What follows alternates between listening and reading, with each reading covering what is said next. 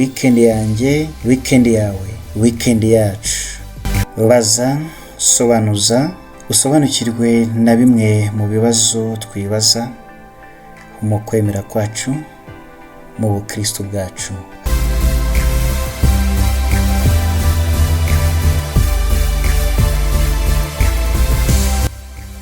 Murakoze, nashaka kubaza izina ry'Imana ry'ukuri ni irihe? Jesus is Lord. Murakoze, nanjye nshaka kubaza ikibazo. Abayehova bakunda kuvuga ngo nibo bonyine bazi izina ry'Imana. Ubwo se koko ni ukuri? Mwadusobanurira. Murakoze cyane kuri ibyo bibazo mubajije, cyangwa se n'abandi bakunda kwibaza, ese izina ry'ukuri ry'Imana ni irihe?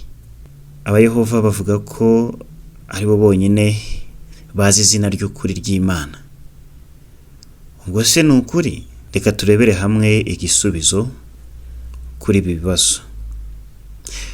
Ubundi Musa yabajije Imana ati, izina ryawe ni irihe? Imana irasubiza iti, izina ryanjye ni Yawe, ari byo kuvuga ndi uwo ndi we.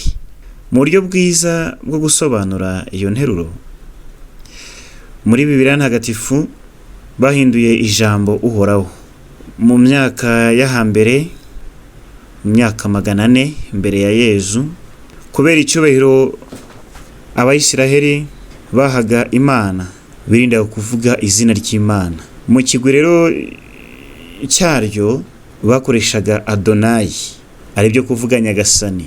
Mu Giheburayi cya kera bandikaga indagi gusa, Yawe, bakandika ya, ha, wa, ha, ari byo kuvuga Yawe. Mu binyejana rero bya 16, 17, Bibiliya zo mu Gifaransa zagereranyije inyajwi z'ijambo Adonai n'indagi z'ijambo Yawe, bibyara Yehova ridafite icyo rivuga. Muri make rero, izina ry'Imana nk'uko uhoraho yabyibwiriye Musa agira ati, izina ryanjye ni Yawe, ari byo kuvuga ndi uwo ndi we. Inshuti z'Imana, ibyo bibazo twibazaga nk'uko uhoraho ubwe yabyivugiye abibwira Musa. Natwe rero izina ry'Imana ni Yawe, ndi uwo ndi we.